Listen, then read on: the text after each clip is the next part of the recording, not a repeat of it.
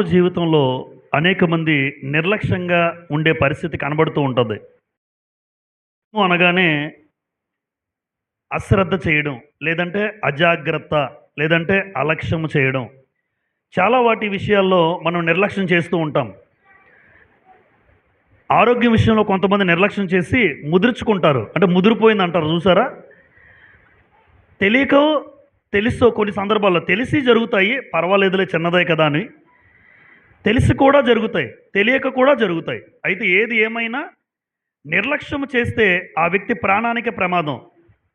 ఆరోగ్య విషయంలో నిర్లక్ష్యం, చదువు విషయంలో నిర్లక్ష్యం. యవ్వన కాలంలో చదువుకోమంటే చదవరు. ముసలైన తర్వాత అందరూ ఉద్యోగాల్లో ఉంటుంటే నువ్వేమో కూలి పని చేసుకుంటుంటే యవనస్తులకు చెప్తున్నాను, అరా చదువు, మా నాన్న చదువుకోమని చెప్పాడు, అప్పుడు నేనేమో నిర్లక్ష్యం చేశాను. మరి అంతే, మరి ఇప్పుడు ఈ పని చేసుకోవాలి నువ్వు. ఆ రోజు నువ్వు చదువుకుని ఉంటే ఏదో ఒక స్థాయిలో దేవుడు నీకు అవకాశం ఇద్దుడు.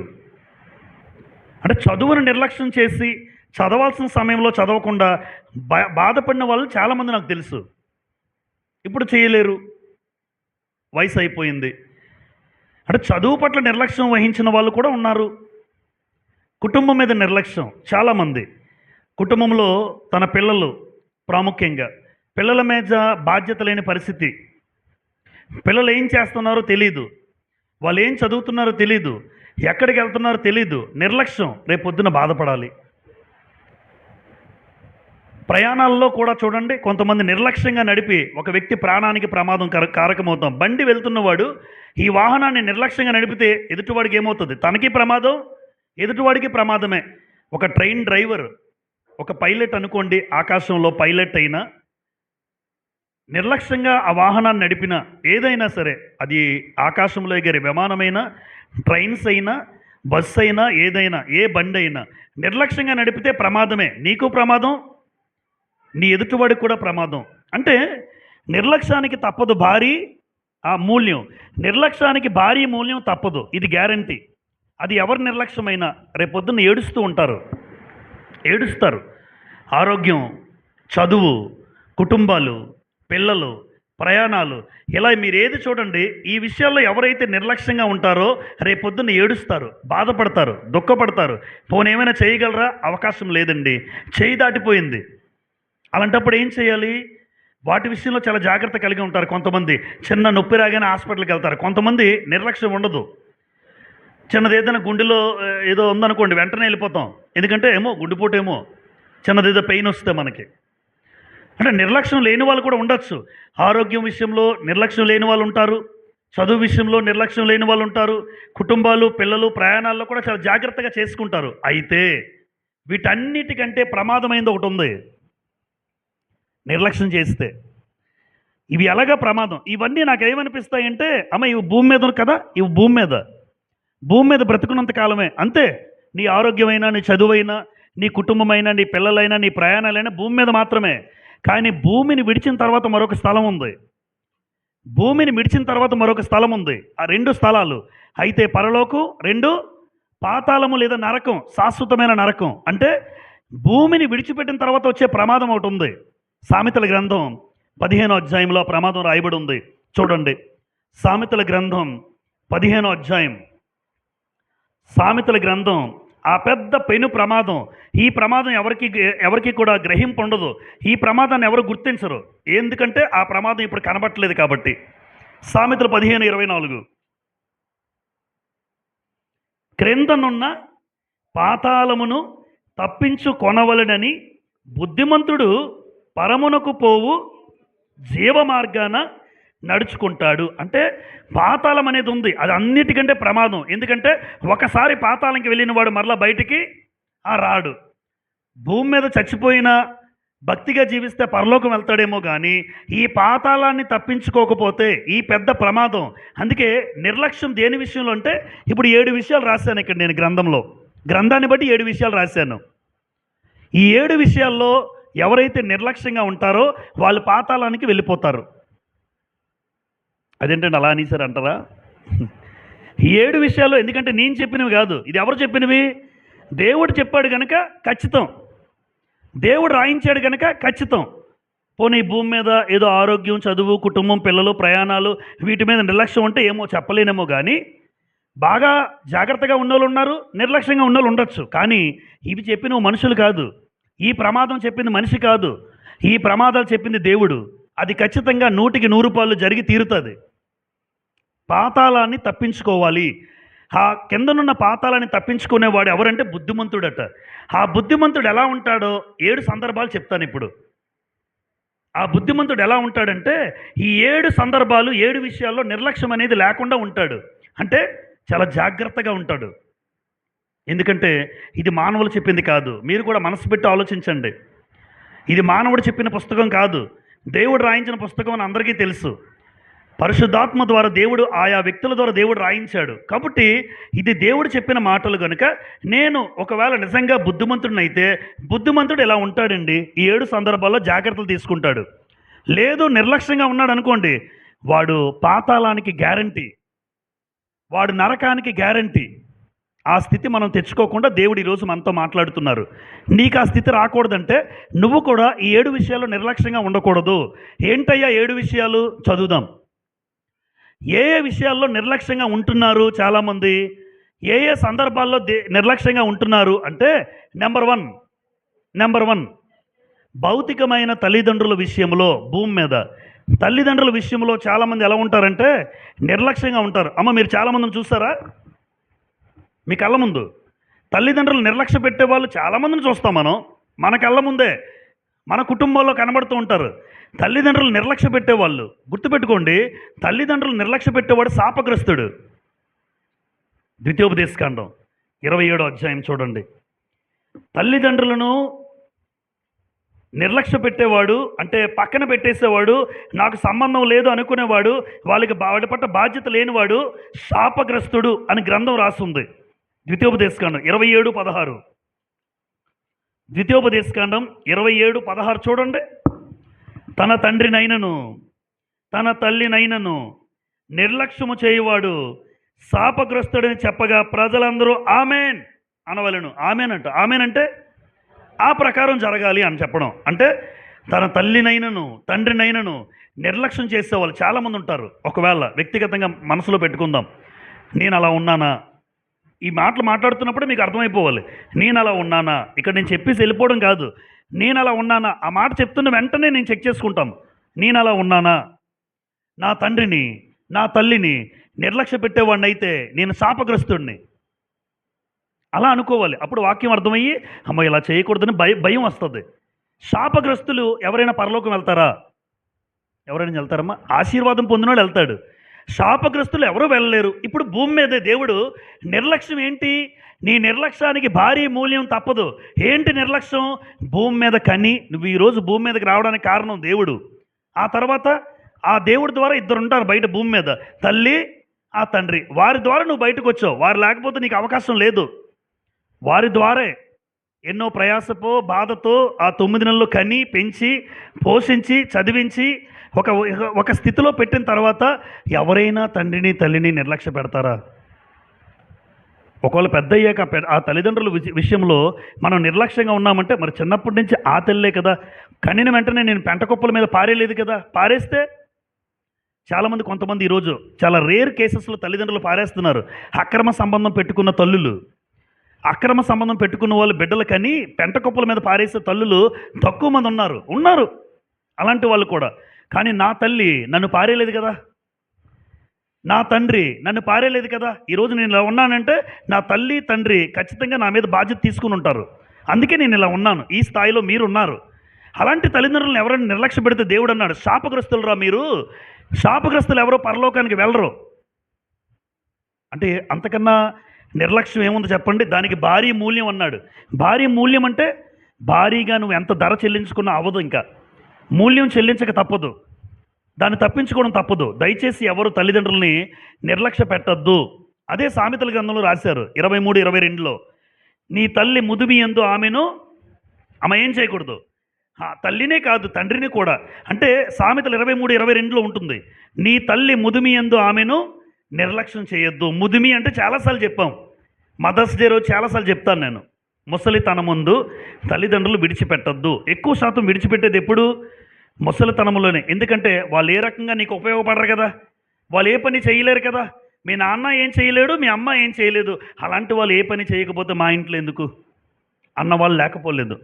వృద్ధాశ్రమంలో జాయిన్ చేసిన వాళ్ళు లేకపోలేదు. నీ గతి రేపు అక్కడే, నీకు ఆ ప్లేటే, ఆ చెప్పే. ఈరోజు తల్లిదండ్రులకి ఏ చెప్పు అయితే విడిచిపెట్టేసో నీకు ఆ చెప్పే రెడీ అయిపోద్ది. ఎందుకంటే దేవుడు ఎవరు కాదు అన్యాయస్తుడు. దేవుడు అన్యాయస్తుడు కాడు. ఈరోజు నువ్వు ఏ న్యాయం చేస్తున్నావు నీ తల్లిదండ్రులకి, రేపు పొద్దున నీకు అదే. ఈరోజు నువ్వు బాగుండొచ్చు, ఇంకా ఉంది భవిష్యత్తు. ఈరోజు నేను నిర్లక్ష్యంగా ఉంటే రేపు పొద్దున్న నా బతుకు నిర్లక్ష్యమే.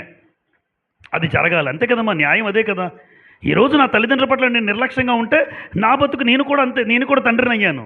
నా బతుకు నిర్లక్ష్యమే, నిర్లక్ష్యం చేయబడుతుంది నా బిడ్డల పట్ల. ఎందుకంటే నేను నిర్లక్ష్యం వహించాను కాబట్టి ముదిమి యందు ముసలితనంలో ఎక్కువ మంది విడిచిపెట్టేస్తారు. దయచేసి శాపగ్రస్తులుగా మిగిలిపోకండి ఏ పిల్లలు కూడా. అలాగే ముసలితనంలో ఎవరిని విడిచిపెట్టద్దు. దేవుడు మీకా గ్రంథంలో ఒక మాట రాయించాడు, అది ఇప్పటికీ నెరవేరుతుంది, అది నెరవేర్చబడుతుంది. మీకా గ్రంథం 7:6 చూస్తారా? మీకా గ్రంథం 7:6 చూడండి. మీకా గ్రంథం ఈ రోజున్న పరిస్థితుల్లో పిల్లలు ఎలా ఉన్నారో రాశారు అక్కడ. మీకా 7:6 చూడండి. అందరూ బైబిల్స్ తెరవండి, యవనస్తులు ముఖ్యంగా అందరూ తెరవండి, యవనస్తులు బాగా చూడండి. మీకా గ్రంథం 7:6. కుమారుడు తండ్రిని ఏం చేస్తున్నాడు? తండ్రిని నిర్లక్ష్య పెట్టుచున్నాడు. కుమార్తె తల్లి మీదకి లేస్తుంది. అమ్మ లేస్తున్నారా? కుమార్తెలు ఉన్నారు. కూతుళ్ళేమో అమ్మ మీదకి లేస్తున్నారు, కొడుకులేమో తండ్రి మీదకి లేస్తున్నారు. ఇంకొకటి ఉంది, ఆ కోళ్ళ అత్త మీదకి లేస్తున్నారా? కోళ్ళ అత్త మీదకి నీకు కోళ్ళు వస్తుంది. నువ్వు అత్త మీదకి లేస్తున్నావా? నీ మీదకి లేస్తుంది ఒక రోజున, గ్యారంటీ. అందులో ఇంకా మనం ఆలోచించకూడదు. ఇంకా అది న్యాయం కూడా, అది న్యాయం. నీ అత్తగా నువ్వెప్పుడు నీ కోళ్ళని కూతురుగా చూస్తే నీకు వచ్చిన కోళ్ళ కూడా నిన్ను కూతురుగా తల్లిగా చూస్తుంది. దేవుడు చేస్తాడు అలాగా. కోడలు ఎవరి మీదకి లేస్తుంది? అత్త మీదకి. కొడుకు తండ్రి మీదకి. ఏంటానా అంటున్నాడు. రేపు పొద్దున్న నీకు ఒక బతుకుంది బాబు, నీకు బతుకుంది. నీ కొడుకు నీకు చుక్కలు చూపించడం గ్యారంటీ, చూపించాలి. కుమారులు ఎప్పుడు కూడా యవనస్తులారా తండ్రి మీదకి లేవకండి, కుమార్తెలు తల్లి మీదకి లేవకండి, కోడళ్ళారా అత్త మీదకి లేవకండి. అంటే ఈ పరిస్థితి ఎప్పుడో మీకా గ్రంథం సుమారు 700 సంవత్సరాల క్రితం, క్రీస్తు పుట్టక ముందు ఇది. క్రీస్తుకు పూర్వం 700 సంవత్సరాల క్రితం రాయబడిన పుస్తకం మీకా గ్రంథం. ఇప్పటికి ఎన్ని సంవత్సరాలు అయింది తెలుసా? 2726 సంవత్సరాలు అయింది ఇప్పటికి ఈ గ్రంథం రాసి, ఈ మాట రాసి. 2726 సంవత్సరాలు, 2026 కదా, దానికి 700 కలుపుకున్నాను. 2700 సంవత్సరాల క్రితం ఇలా రాయించిన మాట ఇప్పుడు కళ్ళ ముందు నెరవేరుతుంది. కుమారుడు లేస్తున్నాడు నాన్న మీదకి, కూతుళ్ళేమో తల్లి మీదకి లేస్తున్నారు, కోడళ్ళేమో అత్త మీదకి లేస్తున్నారు. జరుగుతూనే ఉంటుంది. అయితే నిర్లక్ష్యం విషయంలో జాగ్రత్త. కుమారుడిగా శాపగ్రస్తులుగా మిగిలిపోవద్దు, ముసలితనంలో నిర్లక్ష్య పెట్టద్దు. ఎప్పుడు తల్లిదండ్రుల మీద మీరు లేవకండి, లేవకూడదు. అలాగే తిమోతికి రాసిన మొదటి పత్రిక 5:4 ఒక మాట రాసి ఉంటుంది. తల్లిదండ్రులకు ఏం చేయాలంటుంది? నీ తల్లిదండ్రులకు నువ్వు ప్రత్యుపకారము చెయ్యాలి. వాళ్ళు నీకు ఉపకారం చేశారు, నిన్ను భూమి మీదకి తీసుకొచ్చి.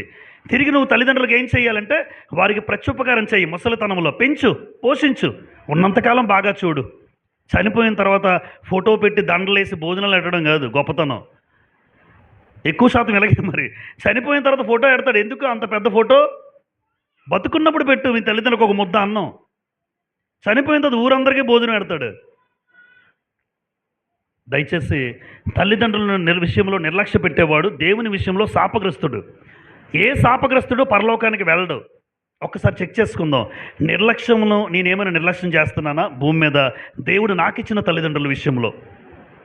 నెంబర్ 2, పెద్దల ఆలోచనను ఎక్కువ శాతం పెద్దవారు చెప్పిన ఆలోచన ఇంట్లో ఏం చేస్తారమ్మా పిల్లలు?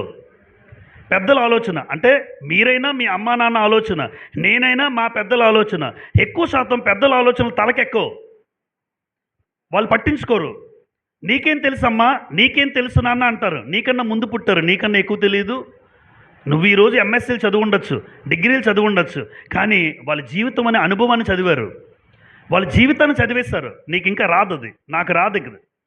మా అమ్మ నాన్నకు ఉన్నటువంటి అనుభవ జ్ఞానం నాకు రాదు.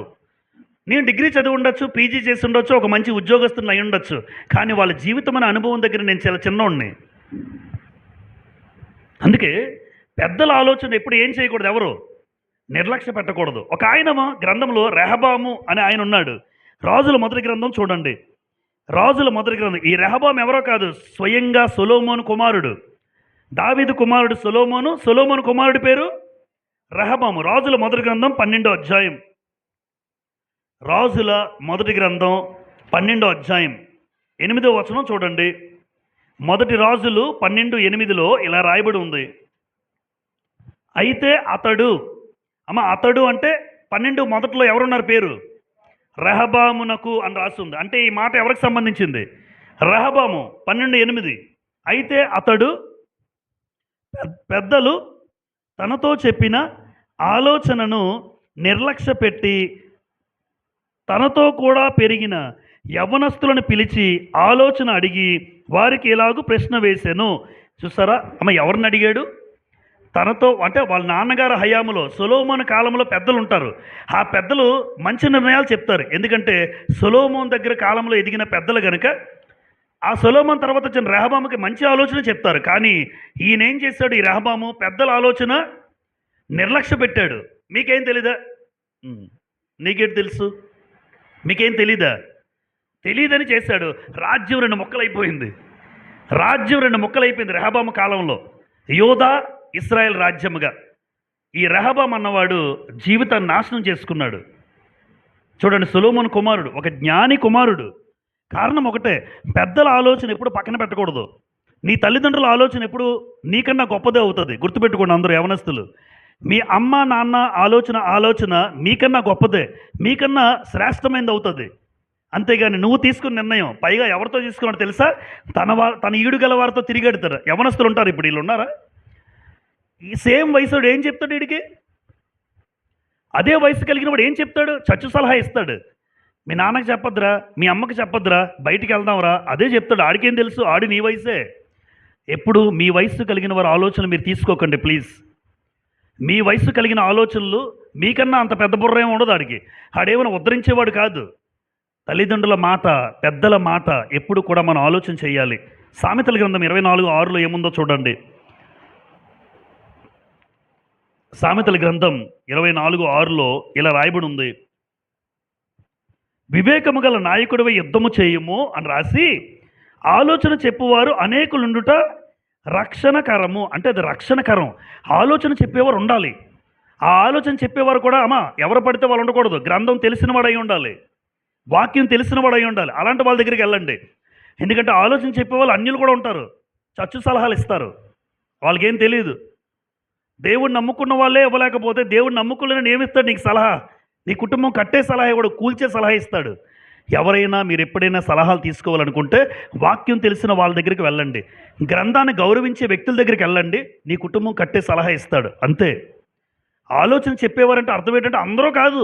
ఆ ఆలోచన చెప్పేవాడికి గ్రంథం తెలిసి ఉండాలి, వాక్య ప్రకారం నడిచే అనుభవం ఉండాలి. అలాంటి వ్యక్తులు మీకు మంచి సలహా ఇవ్వగలరు. కనుక పెద్దల ఆలోచన ఏం చేశాడంటే నిర్లక్ష్య పెట్టాడు. తన జీవితాన్ని రెహబాము నాశనం చేసుకున్నాడు.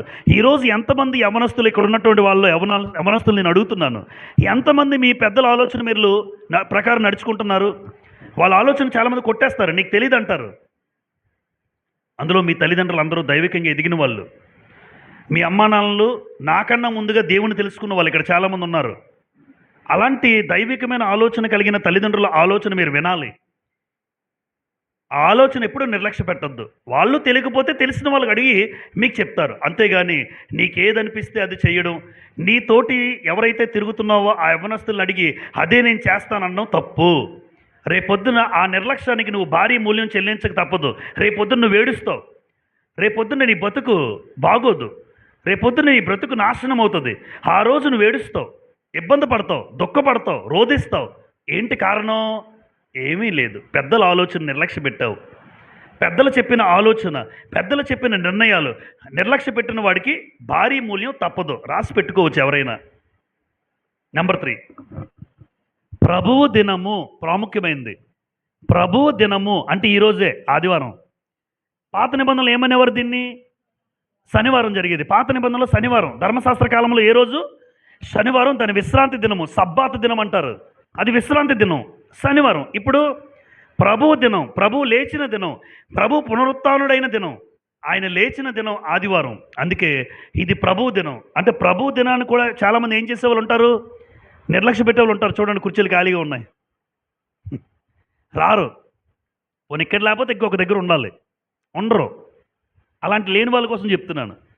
ఇక్కడ లేకపోతే నువ్వు వేరే చోట ఉండాలి. అలా కూడా లేవనుకోండి, వాళ్ళ గురించే నెహమ్యా గ్రంథం నిర్లక్ష్య పెట్టేవాళ్ళు. 13వ అధ్యాయం, నెహమ్యా గ్రంథం 13వ అధ్యాయం చూడండి. నెహమ్యా గ్రంథం 13వ అధ్యాయం, నెహమ్యా 13వ అధ్యాయం 17, 18 చదువుదాం. 17, 18. అంతటా యూదుల ప్రధానులను నేను ఎదురాడి విశ్రాంతి దినమును నిర్లక్ష్య పెట్టి మీరెందుకు ఈ దుష్కార్యమును చేయుదురు? అమ్మ, విశ్రాంతి దినాన్ని నిర్లక్ష్య పెట్టేవాడు ఏంటది? ఏ కార్యం? దుష్కార్యం అన్నాడు 17లో. అంటే ఎవరైతే ప్రభు దినం మానేస్తారో, అనారోగ్యాన్ని బట్టి కాకుండా నేను చెప్తుంది, బెడ్ మీద ఉన్నోడు గురించి చెప్పను నేను, హాస్పిటల్లో అపస్మారక స్థితిలో పడుకున్న వాళ్ళ గురించి చెప్పట్లే, అన్నీ బాగుండి కాళ్ళు చేతులు ఆడుతూ భూమి మీద సంతోషంగా తిరుగులాడుతూ అలాంటి వ్యక్తుల గురించి చెప్తున్నాను ఈ మాట. ఎవరైతే ప్రభు దినాన్ని నిర్లక్ష్య పెడతారో వాడు ఏం చేస్తాడు తెలుసా? దుష్కార్యం అంటే నీచమైన కార్యం అని అర్థం తెలుగులో. చాలా నీచమైన కార్యం. ఏంటి, ప్రభువు ఆరాధనకు రాకపోతే నీచమైన కార్యమా? ఆయన అలా చూస్తాడు. దేవుడు చెప్తుంది నిర్లక్ష్యం అంటాడు నిన్ను. నిర్లక్ష్యం ఉన్నవాడు ఎవరు ప్రభు మందిరానికి రాడు. అందుకే ఇది దుష్కార్యం అన్నాడు. 18 చూడండి, ఇంకో 2 మాటలు ఉంటాయి ఇక్కడ. 18, మీ పితరులను ఇట్లు చేసి, అమ్మ ఆ మాట మీరు చదివారా? ఎవరు చేశారు? అందరూ నా వైపు చూడండి. పితరులు కూడా ఏం చేశారట విశ్రాంతి దినాన్ని? మరి మా అమ్మ నాన్న మానేస్తే నేను వస్తానండి.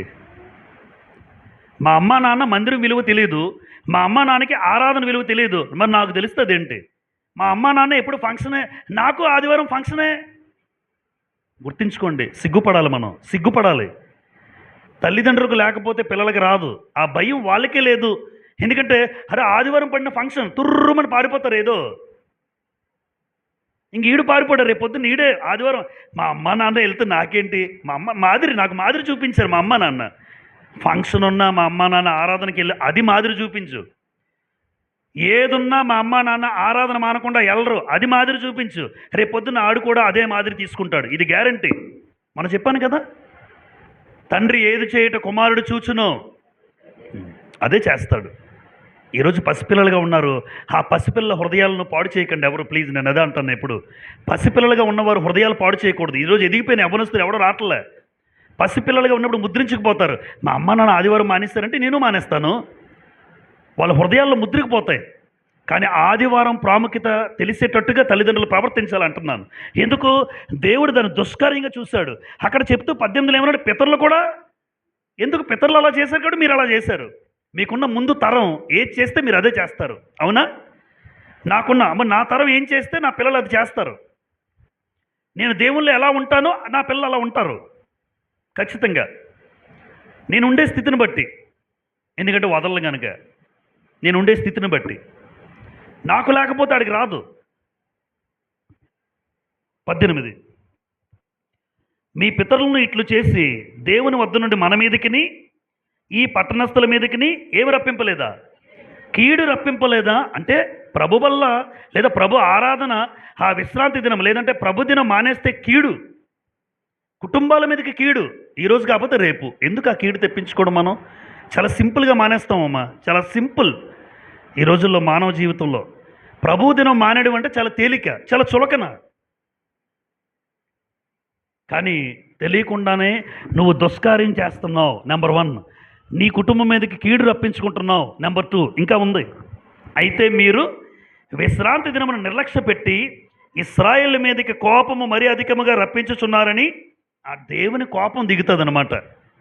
అంటే ప్రభు దినం మానేయడం వల్ల వచ్చే నష్టాలు చెప్తున్నాను. ఇది దుష్కార్యం. దేవుడు నిన్ను ఎలా చూస్తాడంటే ఇది నువ్వు నీచమైన కార్యం చేసావు. నీ కుటుంబాల మీదకి కీడు, నీ మీదకి దేవుని కోపం. అవసరం అంటారా? అవసరం అంటారా ఇవి? రాకూడదు. అందుకోసం చెప్తున్నాను ఇది. ఎవరి కుటుంబాల్లోనూ రాకూడదు. మీరు ఒక మంచి నిర్ణయాలు తీసుకుంటే మీరు భవిష్యత్తులో ఒక మంచి పునాది వేస్తారు మీ పిల్లలకి. లేదండి పెద్ద ఇబ్బంది లేదనుకుంటే చేయండి. పెద్ద ఇబ్బంది లేదు, మా కుటుంబాల్లో పర్వాలేదు అనుకుంటే చెయ్యండి, తప్పులేదు, మీ ఇష్టం అది.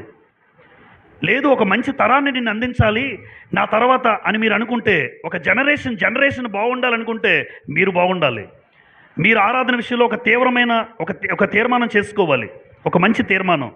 అలా ఉంటే మీ బిడ్డల మీదకి దేవుని కీడు ఎందుకు వస్తుంది, ఆయన కోపం ఎందుకు వస్తుంది, దుష్కార్యంగా దేవుడు ఎందుకు చూస్తాడు? ఆ రోజుల్లో చేశారు గనుక ఈ రోజుల్లో కూడా ఇలా చేయకూడదు. ఎందుకంటే ఎప్పుడూ ప్రభువు దినం అనేది మానకూడదు. ఈరోజు ఈ పరిస్థితి సంఘాల్లో లేదా అని రాశాను నేను. ఉంది. ఈరోజు ఈ పరిస్థితి సంఘంలో ఉందా? ఉంది. ఎప్పుడు ప్రభు దినం నిర్లక్ష్యం చేయకుండా. ప్రభు దినము ఎప్పుడు మన జీవితం నిర్లక్ష్యం చేస్తే నువ్వు తీసుకున్నటువంటి బాప్తిస్మానికి అర్హతే లేదు, నువ్వు పొందుకున్న రక్షణకు అర్హతే లేదు. అందుకే సమాజముగా కూడుట ఏమంటాడు హెబ్రీ 10వ అధ్యాయంలో, హెబ్రీ 10:24-25లో సమాజముగా కూడుట మానద్దు అంటాడు. మీరందరూ కలవాలి, పరిశుద్ధులందరూ కూడా ప్రభుదినం ఎప్పుడూ మానకూడదు, అందరూ రావాలి. ఈరోజు మీరు తీసుకున్న నిర్ణయము రేపు పొద్దున్న మీ పిల్లలకు మంచి పునాది అవుతుంది. లేదు మేము తీసుకోమండి అంటే వాళ్ళ జీవితాలు కూడా మీరు ఎలాగైతే మానేస్తారో వాళ్ళు మానేస్తారు. ఆ తర్వాత ఆ జనరేషన్ ఉంటుంది చూసారు, తర్వాత ఆడు మానేస్తాడు. ఎందుకంటే మా నాన్న వెళ్ళలేదు, మా నాన్నకి ఆరాధన పెద్ద లెక్కలేదు, పర్లేదు అన్నాడు మా నాన్న, పర్వాలేదు అన్నాడు మా నాన్న అంటాడు. ఆ స్థితి బిడ్డల దగ్గర తీసుకుని రాకూడదు మనం. నెంబర్ 4, నిర్లక్ష్యానికి భారీ మూల్యం తప్పదన్నాం కదా. ఏంటి నిర్లక్ష్యం చేసేవారు? దేవుని వాక్యం లేదన్నా ధర్మశాస్త్రము అంటే దేవుని వాక్యాన్ని కూడా నిర్లక్ష్య పెట్టకూడదు. యెషయా గ్రంథంలో ఈ మాట రాస్తుంది చూడండి. యెషయా గ్రంథం 5వ అధ్యాయం, యెషయా గ్రంథం 5వ అధ్యాయం 24 చూస్తారా? యెషయా 5:24లో ఇలా రాయబడి ఉంది, సైన్యములకు అధిపతియగు యెహోవా యొక్క ధర్మశాస్త్రమును నిర్లక్ష్య పెట్టుదురు. అమ్మ, ధర్మశాస్త్రాన్ని ఏం చేశారు ఇశ్రాయేల్ ఆ రోజుల్లో? నిర్లక్ష్య పెట్టుదురు. తర్వాత ఇశ్రాయేల్ యొక్క పరిశుద్ధ దేవుని వాక్కును తృణీకరించుదురు. కాబట్టి అగ్ని జ్వాల కొయ్య కాలును కాల్చివేయినట్లు, ఎండిన గడ్డి మంటలో భస్మమగునట్లు వారి వేరు కుళ్ళిపోవును. వేరేమవుద్ది? కుళ్ళిపోద్దట వేరు. ఇక్కడ దేవుని వాక్యము ఆ ధర్మశాస్త్రాన్ని ఇశ్రాయేల్ నిర్లక్ష్య పెట్టారు. నిర్లక్ష్య పెట్టిన వాడు దేనికి గతి అంటే ఆవిడ అగ్నిలో కాలుతాడు అన్నాడు. వారు వేరేమైపోద్ది? కుళ్ళిపోద్ది. అమ్మ, వేరు కుళ్ళిపోతే చెట్టు వస్తుందా? రాదా? వేరు కుళ్ళిపోతే చెట్టు పైకి ఎదగదు, కొమ్మలు అనే ఉండవు. ఈరోజు వేరెవరో తెలుసా? కుటుంబానికి వేరు తల్లి తండ్రి, వీళ్ళే వేర్లు. ఈ వేర్లు ఎంత బలంగా ఉంటాయో చెట్టు అంత స్థిరంగా ఉంటుంది. ఇప్పుడు చెట్టు దేన్ని బట్టి బలం? వేర్లు బట్టి. అవునా? ఎవరైనా అదే చెప్తారు మీకు లోకంలో. చెట్టుకి ఎంత బలం ఎందుకు ఉండాలంటే వేర్లు భూమిలోకి పాతుకుపోవాలి. ఎంత బలంగా వేర్లు ఉంటే అంత స్థిరంగా చెట్టు ఉంటుందండి. Very good. ఎంత బలంగా తల్లి తండ్రి ఉంటే అంత స్థిరంగా కుటుంబం ఉంటుంది. అంత స్థిరంగా కుటుంబం అనే చెట్టు. రోమపత్రిక 11వ అధ్యాయం, అక్కడ వేరు గురించి బాగా రాస్తారు పౌలు గారు. రోమీలకు రాసిన పత్రిక 11వ అధ్యాయం 16వ వచనం చూడండి. రోమా 11:16లో ఒక మాట, ముద్దలో మొదటి పిడికెడు పరిశుద్ధమైనదైతే ముద్దంతా ఆ పరిశుద్ధమే అని చెప్పాడు. తర్వాత రోమా 11:16, వేరు పరిశుద్ధమైనదైతే కొమ్మలు, ఆ కొమ్మలే పిల్లలు. అలా అనుకోండి, కొమ్మలే పిల్లలు, వాళ్ళు ఎదగాలి. కొమ్మలు ఎదుగుతుంటే ఎంత హ్యాపీగా ఉంటుందో. ఎందుకు?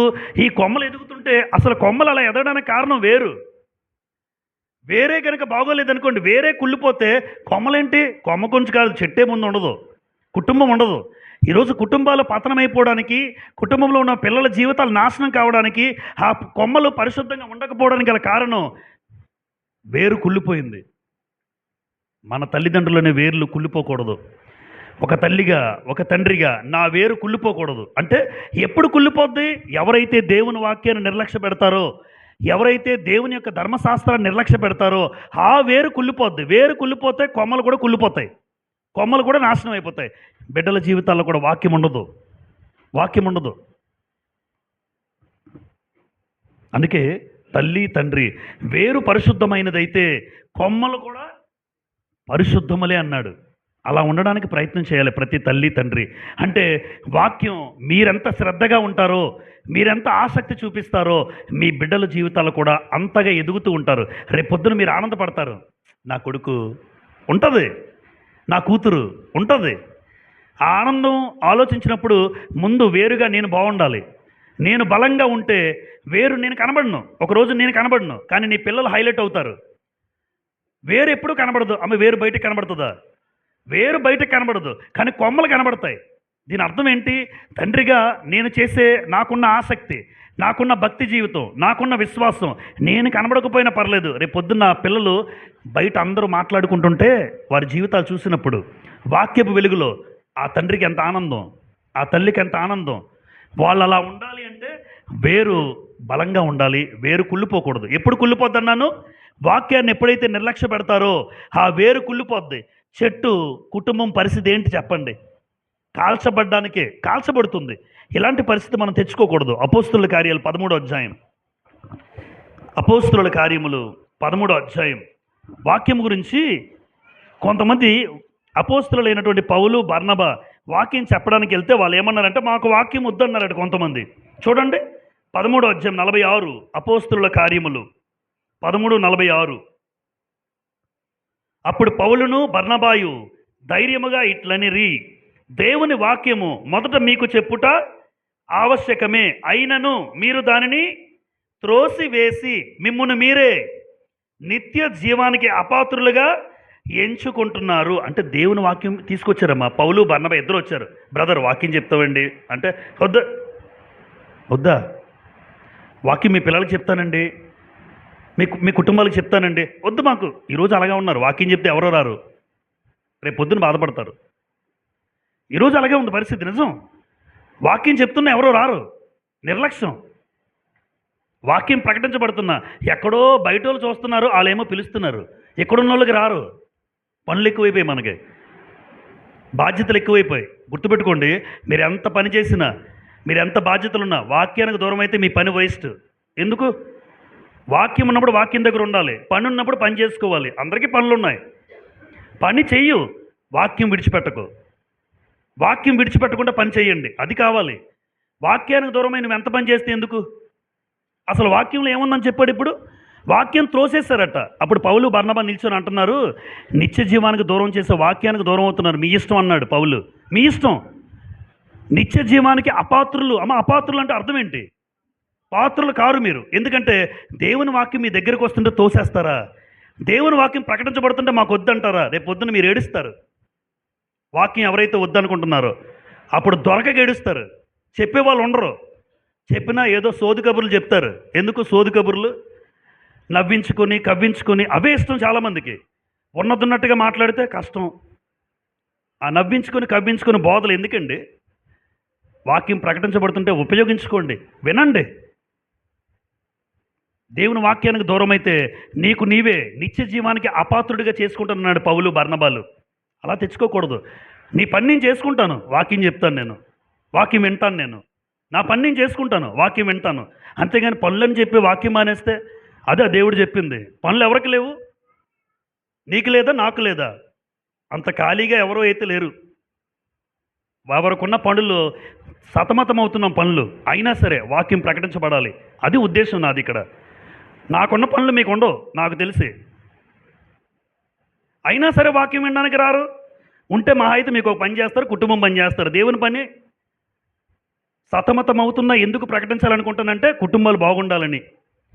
అయినా మాకు వాక్యం వద్దంటే మానండి.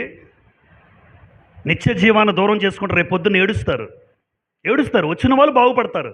రాదు మాకు వద్దన్నలు మీ ఇష్టం, అది. నెంబర్ 5, రక్షణ జీవితం. చాలామంది రక్షణ జీవితాన్ని ఏం చేస్తారో తెలుసమ్మా? ఇది కూడా మొన్న రీసెంట్గా మనం 7 బాప్తిజం పొందారు పిల్లలు. రక్షణ పొందుకున్నారు, సంతోషం. అయితే పొందుకున్న రక్షణ ఎంత ఆనందమో ఆ రక్షణ జీవితాన్ని కొనసాగించడం కూడా అంత బాధ్యతగా ఉండాలి. హెబ్రీలకు రాసిన పత్రిక 2వ అధ్యాయం, హెబ్రీ 2వ అధ్యాయం 3వ వచనం చూడండి. హెబ్రీలకు రాసిన పత్రిక 2వ అధ్యాయం 3వ వచనం. ఇంత గొప్ప రక్షణను మనము ఏం చేస్తారో చాలామంది నిర్లక్ష్యము చేసిన ఎడల ఎలాగూ తప్పించుకొందుము అంటే నిర్లక్ష్యం పడుతున్నారా?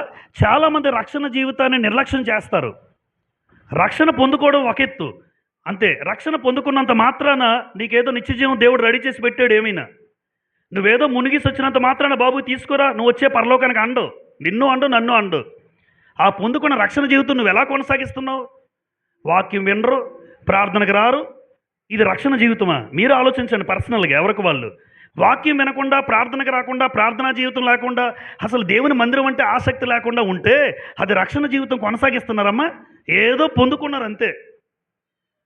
ఇంత గొప్ప రక్షణను నిర్లక్ష్యం చేస్తే ఎలాగూ తప్పించుకుంటావు అంటే అర్థం ఏంటంటే నువ్వు తప్పించుకోలేవు అని అర్థం. మనసు పెట్టి ఆలోచించండి. నాకు ఇచ్చిన రక్షణ పొందుకున్నానంటే లోకంలో తిరగకూడదు. నేను రక్షణ పొందుకొని బాప్తిజం పొంది లోకంలో తిరగడానికి కాదు, దేవునికి దూరం అవ్వడానికి కాదు, ఎంత దేవునికి దగ్గర అవ్వాలి, దేవుని వాక్యానికి దగ్గర అవ్వాలి. అలా ఉంటే నీ రక్షణ జీవితంలో చాలా అద్భుతంగా వెళ్తావు, నువ్వు ఎదుగుతావు అంచెలంచెలుగా. సంవత్సరం సంవత్సరం సంవత్సరం ఎదగాలి. కిందకి వెళ్ళిపోతుంటారు. కొంతమందికి ఇంకా ప్రార్థన చేయడం రాదు, కొంతమందికి ఇంకా వాక్యం చదవడం రాదు. ఎన్ని సంవత్సరాలు అయింది బాబు? 10 సంవత్సరాలు అయిందా బాప్తిజం పొంది? 10 ఏళ్ళు అయిపోయింది, వాక్యం చదవడం రాదు. 10 ఏళ్ళు అయిపోయింది, ప్రార్థన చేయడం రాదు. తడబడుతుంటారు. తడబాటు ఎందుకంటే క్రమము కొనసాగించలేకపోతున్నారు. ప్రతిరోజు ఉండదు అమ్మ. రోజు ఉంటే తడబాటు ఉంటుందా? ఉండదే. మీరు రోజు చేస్తే తడబాటు ఉండదు, రోజు చదివితే తడబాటు ఉండదు. అప్పుడప్పుడు గుర్తొస్తుంది. కాబట్టి అది రక్షణ జీవితం కొనసాగించడం కాదు. దయచేసి దేవుడు అనుగ్రహించిన ఈ గొప్ప రక్షణ ఏదైతే మనస్ఫూర్తిగా మీరు పొందుకున్నారు, 7 బిడ్డలు పొందుకున్నారు, ఆ పొందుకున్న రక్షణ మీరు క్రమంగా కొనసాగించాలంటే ఎప్పుడు మీ జీవితంలో ఆరాధన మానకూడదు. గుర్తుపెట్టుకోండి. చులకనైపోయింది ఆరాధన. ఎందుకు చెప్పమంటారు? రక్షణ చులకనైపోయింది. దేవుడు ఉచితంగా ఇచ్చాడు. ఇది ఏది? రక్షణ ఉచితంగా ఇచ్చాడు. ఫ్రీగా ఇస్తే మీకు చులకన మనుషులు. అవునా కాదో మీరు ఆలోచించండి. ట్యూషన్ ఫ్రీగా చెప్పాను అనుకోండి, నేను చులకన మనుషులకి. డబ్బులు పెట్టి చెప్తే మీకు తెలుసు బాగా అది ఫ్రీగా వాక్యం చెప్పాను అనుకోండి, చులకన మీకు. ఫ్రీగా నేను వాక్యం చెప్తే చులకన. డబ్బులు పెట్టి రప్పించుకుంటే విలువ ఉంటుంది.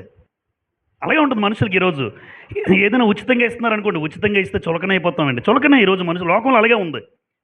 దేవుడు కూడా తన కుమారుడును బలి అర్పించి ఉచితంగా రక్షణ ఇస్తే ఈరోజు ఎందుకు మనుషులు కొనసాగించలేకపోతున్నారంటే ఉచితం కదండి, అందుకే పెద్ద పట్టింపు లేదు మనకి, పెద్ద భయం లేదు మనకి. ఫ్రీగా ఇచ్చాడు దేవుడు. అమ్మ, నేను రక్షణ కోసం ఏమైనా కష్టపడ్డానా? రక్షణ కోసం నేనేమి కష్టపడలేదు, మీరు ఏం కష్టపడలేదు. ఆయన ఫ్రీగా ఇచ్చాడు కనుక ఈరోజు దేవుడు చులకనగా కనిపిస్తున్నాడు మనుషులకి. ఈరోజు ప్రభువు మరణం చులకనైపోయింది. ప్రభువు మరణం చులకనైపోయింది కాబట్టి ఎవరూ మందిరానికి రారు. ఆదివారం అంటే ఎక్కడో తిరుగుతుంటాడు, ఆ సినిమా హాల్ దగ్గర, ఆ ఫంక్షన్ల దగ్గర, అక్కడక్కడ తిరుగుతుంటాడు. అమ్మ, ఈరోజు ఆదివారం మీరు ఎక్కడున్నారేంటి? సిగ్గు అనేది లేదు మనుషులకి. ఇంకొకటితో చెప్పించుకుంటున్నాం, అరే ఈరోజు ఆదివారం రా అని ఇంకొకటి చెప్తున్నాడు. ఎంత సిగ్గుచేటు. ప్రభువు మరణించింది ఉచితంగా ఇచ్చాడు. రక్షణ జీవితాన్ని భయంతో కొనసాగించి ఏమన్నాడు? ఫిలిప్పి 2:12లో మీరు పొందుకున్న మీ సొంత రక్షణను చెప్తారు మీరు భయముతోనూ వణుకుతోనూ. ఇది కేవలం కంటతవాక్యం అయిపోయింది మనుషులకి. అడిగండి మీరు ఎవరినైనా పిల్లల్ని, రక్షణ ఎలా కొనసాగించాలంటే భయముతోనూ వణుకుతోనూ. నోటంటే చాలా తేలిగ్గా చెప్పారో బాబు. భయము వణుకు ఉందా నీకు? ఉంటే అక్కడ ఎందుకు ఉంటావు? ఇక్కడ ఉంటావు. కానీ చెప్పడం మాత్రం రక్షణ ఎలా కొనసాగించాలంటే చెప్పారు కదండి ఫిలిప్పి 2:12లో భయముతోనూ వణుకుతోనూ. ఆ రెండు ఉంటే నువ్వు ఇక్కడ ఉంటావు, అక్కడ ఉండవు. ఆ భయము లేకే, ఆ వణుకు లేక. కానీ సొంత రక్షణ ఎలా కొనసాగించాలంటే భయము వణుకు, భయం ఉండాలి. ఆరాధన మానేయాలంటే భయం ఉండాలి. ఆరాధనకు దూరమయ్యంటే భయం ఉండాలి. దేవుని వాక్యానికి దూరమయ్యంటే వణుకు ఉండాలి. అది లేదు ఈ రోజున. అది ఎప్పుడైతే మనిషికి వస్తుందో మనిషి బాగుపడతాడు. అది ఎప్పుడైతే మనిషికి వస్తుందో మనిషి రక్షణ జీవితం నిర్లక్ష్యం చేయడు, చాలా జాగ్రత్తగా కొనసాగిస్తాడు ఆ వ్యక్తి జీవితం. నెంబర్ 6 నిబంధన అని రాశాడు ఇక్కడ. అమ్మ, నిబంధన అంటే ఇప్పుడు మనం ఏ నిబంధన? క్రొత్త నిబంధన. దేవుడు పాత నిబంధన తీసేశాడు. పాత నిబంధన ఇప్పుడు లేదు, క్రొత్త నిబంధన ఇప్పుడు లేదు. ఇప్పుడు క్షమించండి, పాత నిబంధన ధర్మశాస్త్రం అనేది ఇప్పుడు లేదు. ఇప్పుడు మనందరూ ఏ నిబంధన చేశాడో తెలుసమ్మా? క్రొత్త నిబంధన. పాత నిబంధన గ్రంథం ఇందులో ఉందా అమ్మ? ఉందా లేదా? ఉంది. ఎందుకు ఇచ్చాడు పాత నిబంధన? బుద్ధి రావాలి నీకు, బోధ కలగాలి నీకు. అందుకోసం. ఎందుకు? ఇశ్రాయేలు ఏదైతే చేశారో నువ్వు చేయకూడదని దేవుడు రాయించాడు. అంతేగాని పాత నిబంధన ప్రకారం కాదు. ఇప్పుడు ఏ నిబంధన చేశాడు దేవుడు మనతో? క్రొత్త నిబంధన చూస్తారా? హెబ్రీ పత్రిక, హెబ్రీలకు రాసిన పత్రిక 8వ అధ్యాయం చూడండి. హెబ్రీ 8వ అధ్యాయం, హెబ్రీ 8వ అధ్యాయం 8వ వచనం. అయితే ఆయన ఆక్షేపించి వారితో ఇలాగూ చెప్పుచున్నాడు, ప్రభు ఇట్లనెను. హెబ్రీ 8:8, ఇదిగో ఒక కాలము వచ్చుచున్నది, అప్పట్లో ఇశ్రాయేల్ ఇంటి వారితోనూ యోధా ఇంటి వారితోనూ నేను క్రొత్త నిబంధన చేయుదును. క్రొత్త నిబంధన చేస్తాను. ఇది పాత నిబంధన కాదు, ఇది ధర్మశాస్త్రం కాదు, క్రొత్త నిబంధన దినాలు ఇవి.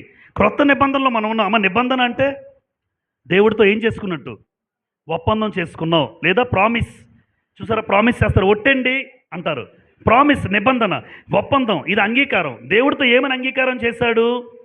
దేవుడితో ఏమని అంగీకారం చేశాడు? ముందు ఆ మాట చదువుదాం. యెహెజ్కేలు గ్రంథంలో నిబంధన నిర్లక్ష్యం చేసినట్టుగా ఆ మాట మనం చదువుదాం. యెహెజ్కేలు గ్రంథం 17వ అధ్యాయం, యెహెజ్కేలు గ్రంథం 17వ అధ్యాయం చూడండి, 18, 19 వచనాలు. యెహెజ్కేలు గ్రంథం 17వ అధ్యాయం 18. తన ప్రమాణము నిర్లక్ష్య పెట్టి, అగో ప్రమాణము అంటే నిబంధన, తన ప్రమాణము నిర్లక్ష్య పెట్టి తాను చేసిన నిబంధనను భంగము చేసెను. తన చెయ్యి ఇచ్చియు ఇట్టి కార్యములను అతడు చేసేనే. చెయ్యి ఇచ్చాడట. ఇప్పుడు బాప్తిజం తీసుకున్న రోజున ఏం చేస్తున్నాడు తెలుసా అమ్మా? ఇక ఇలాగా యేసు ప్రభుతో ఇది చేయించావు, ఇలా బతుకుతారని. భార్య భర్త కూడా చెప్తాడు, భార్య చేతిలో చెయ్యేస్తాడు, కానీ బయటికి వెళ్ళగానే భార్యని మర్చిపోతాడు. అలాంటి వాళ్ళు ఉన్నారు. నీ భార్యకు ఆ రోజు ప్రామిస్ చేసావా? నువ్వు తప్ప అన్నాడు, నేను తప్ప అన్నారు, ఇద్దరు అన్నారు, కానీ బయటికి వెళ్ళిన తర్వాత మారిపోతారు. ఇది నిబంధన. భార్యతో నిబంధన, భర్తతో నిబంధన లోకంలో. ఇక్కడ దేవుడు చెప్తాను చూడండి, చెయ్యి ఇచ్చాడట. చెయ్యి ఇచ్చియు ఇట్టి కార్యములు అతడు చేసేనే. 19, అతడు ఎంత మాత్రమును తప్పించుకొనడు. ఇందుకు ప్రభువైన యెహోవా ఇలాగు సెలవిచ్చుచున్నాడు, అతడు నిర్లక్ష్య పెట్టిన ప్రమాణము నేను చేయించింది కదా, అతడు రద్దుపరిచిన నిబంధన నేను చేసినదే కదా, నా జీవము తోడు ఆ దోష శిక్ష అతని తల మీదకే మోపుదును. అంటే దేవుడు నిబంధన చేశాడు. ఆ నిబంధన ఒప్పందం అంగీకారం ఏదైతే మీరు చేశారో ఆ నిబంధన మీరితే దేవుడు కూడా విడిచిపెట్టేస్తాడు. ఆదాము నిబంధన మీరాడా అమ్మ? ఆదాము నిబంధన మీరాడా? హోషే గ్రంథం 6:7లో ఉంటుంది, మీరు చూసుకోండి తర్వాత. హోషే గ్రంథం 6:7లో మీరు చూడండి. ఆదాము నిబంధన మీరాడు. ఆదాము నిబంధన మీరిన తర్వాత ఏదైనా తోటలో ఉంచాడా? వెళ్ళగొట్టాడా? వెళ్ళగొట్టేశాడు. మనం చదువుతాం. అంటే నిబంధన మీరితే ఎవరినైనా దేవుడు తోసేస్తాడు, దేవుడు విడిచిపెట్టేస్తాడు.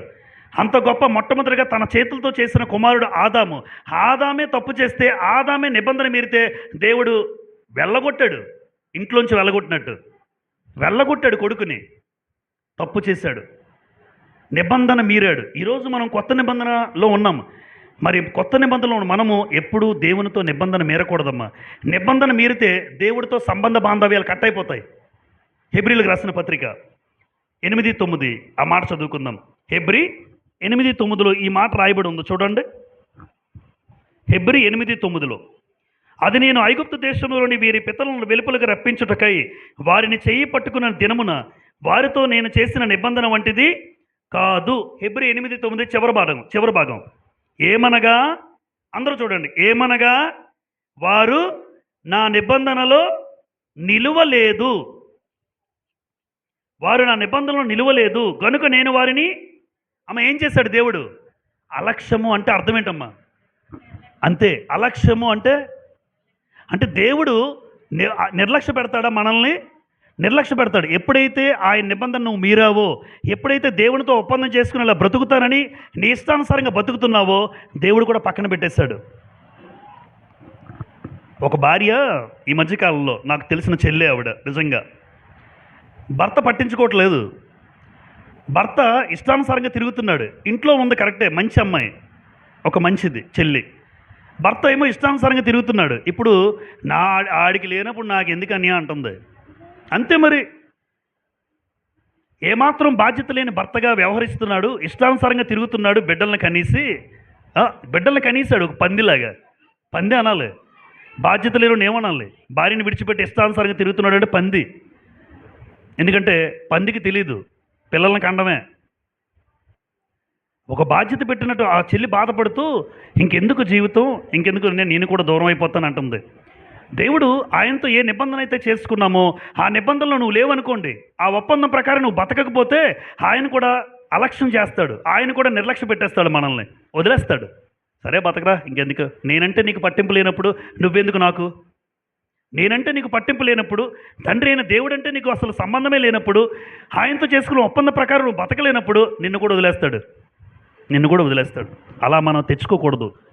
నిబంధన ప్రకారం ఉంటే నీతో సంబంధం కలిగి ఉంటాడు దేవుడు.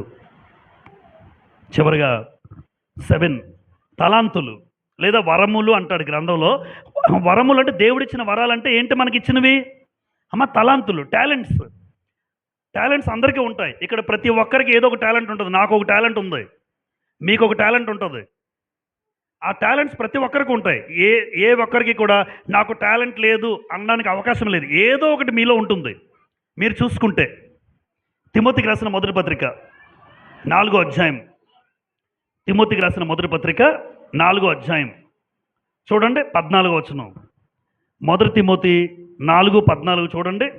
పెద్దలు హస్త నిక్షేపణము చేయగా ప్రవచన మూలమున నీకు అనుగ్రహింపబడి నీలో ఉన్న వరమును ఏం చేయొద్దు, నీలో ఉన్న వరమును అలక్ష్యము చేయకము. అంటే అందరూ చూడండి, నీలో వరం ఉంది, నీలో ఒక టాలెంట్ ఉంది. ఆ టాలెంట్ ఎప్పుడు కూడా నువ్వు పాడు చేసుకోకు.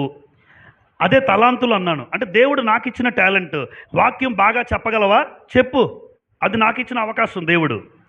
నువ్వు వాక్యం బాగా ప్రకటించగలవా ప్రకటించు, నాకు దేవుడిచ్చిన అవకాశం. అంటే నేను చేసిన పని సంఘం అభివృద్ధి చెందాలి, సంఘం బాగుండాలి, కుటుంబాలు కట్టబడాలి.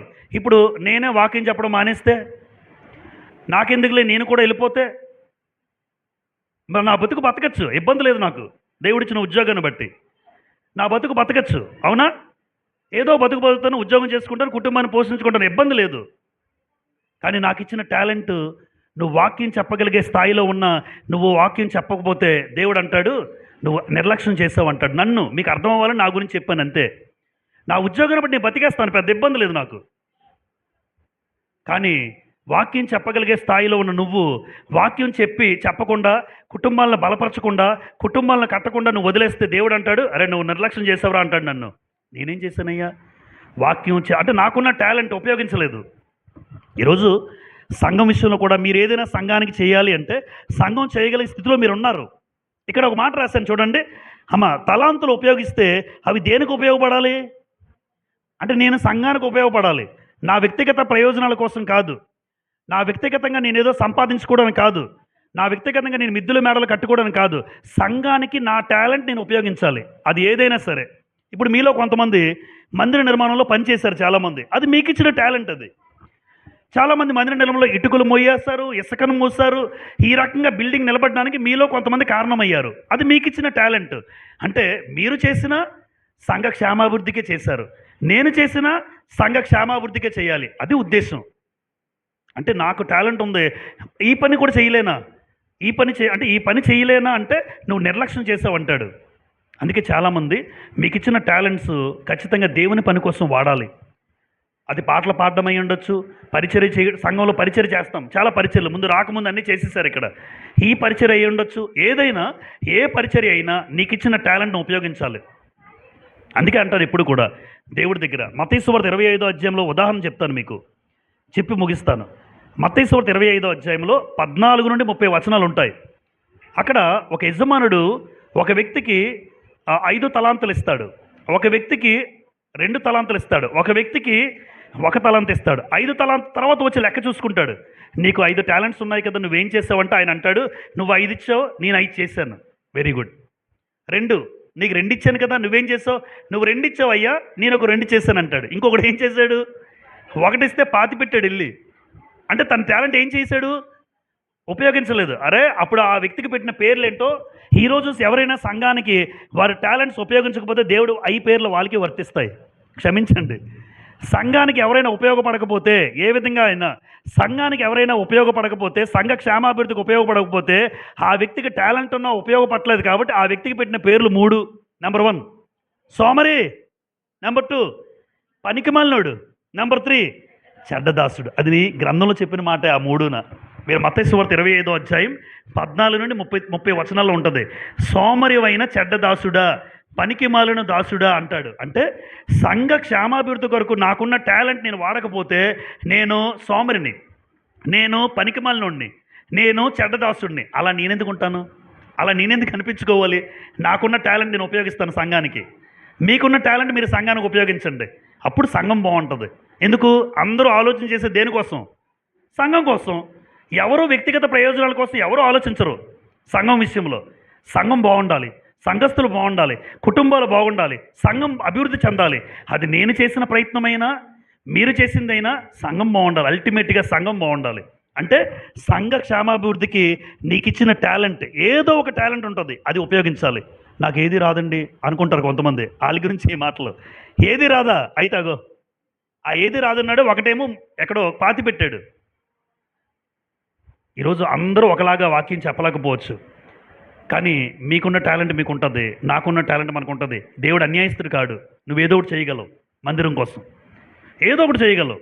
డబ్బున్న డబ్బు ఇస్తున్నారు. ఈ రోజున కొంతమంది డబ్బు ఇస్తున్నారు. నేనేం చేయగలనండి వయసును బట్టి? నా దగ్గర డబ్బు ఉంది, దేవుడు డబ్బు ఇచ్చాడు, వెరీ గుడ్, డబ్బు ఇవ్వండి. మీ తలాంత్ అది, మీకున్న తలాంత్ అది ఉపయోగించుకున్నారు. నేను ఆర్థిక సహాయం చేస్తాను, వెరీ గుడ్. అమ్మ నీ తలాంత్ ఇదనమాట. ఏదో ఒకటి సంఘ క్షేమాభివృద్ధికి చేయగలిగితే ఆ తలాంతులు బట్టి దేవుడు, లేదంటే ఉపయోగించలేకపోతే నన్ను ఏమంటాడు? నిర్లక్ష్యం.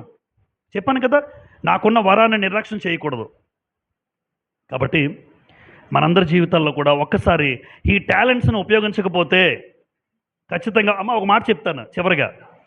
మత్తయి సువార్త మీరు రాసుకోండి, 25-29 చూడండి. నేను మూసేస్తున్నాను. మత్తయి సువార్త 25-29 రాసుకుని మీరు తర్వాత చూడండి. కలిగిన వానికే ఇయ్యబడును, కలిగిన వానికే ఇయ్యబడును. ఒకవేళ వాడికి కలిగిన వానికి ఇయ్యబడిన అంటే అర్థం ఏంటి? ఇది కాదు. డబ్బున్నోడికే డబ్బు కాదు.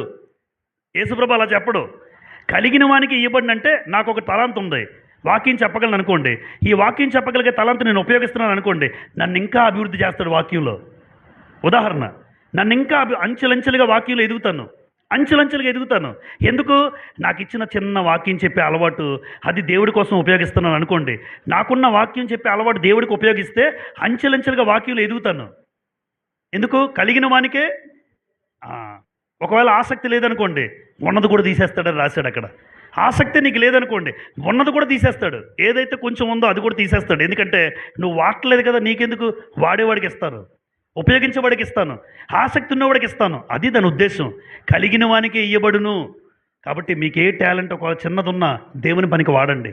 ఇంకా మీరు అభివృద్ధి చెందుతారు. ఆ పనిలో ఇంకా దేవుడు వాడుకుంటాడు. అంతేగాని నాకు వచ్చిన పని పక్కన పెట్టి వదిలేస్తే నాకున్న పని కూడా తీసేస్తాడు.